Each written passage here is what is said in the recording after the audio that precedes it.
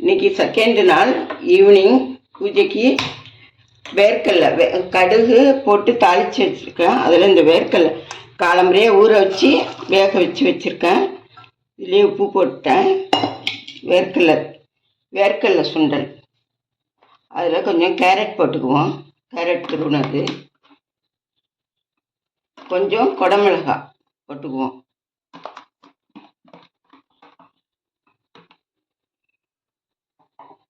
கொஞ்சம் தேங்காய் போட்டுக்குவோம்.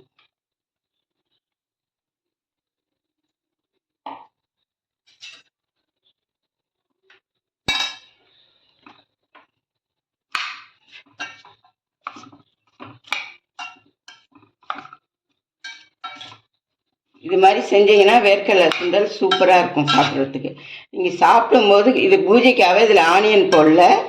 நீங்கள் சாப்பிடும்போது கொஞ்சம் ஆனியன் சேர்த்து ஆனியன் கட் பண்ணி சேர்த்து சாப்பிட்டீங்கன்னா நல்லாயிருக்கும்.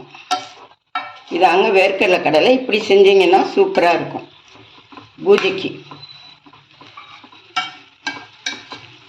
ரொம்ப கேரட்லாம் வேக வேணாம், அப்படியே லைட்டாக பச்சையாகவே இருந்தால் நல்லாயிருக்கும் எல்லாமே.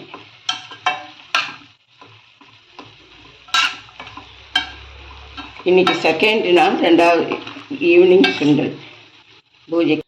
ஓகே, இதே மாதிரியே நீங்கள் ட்ரை பண்ணி பாருங்கள். பார்த்து எனக்கு கமெண்ட் பண்ணுங்கள், ஷேர் பண்ணுங்கள், சப்ஸ்கிரைப் பண்ணுங்கள்.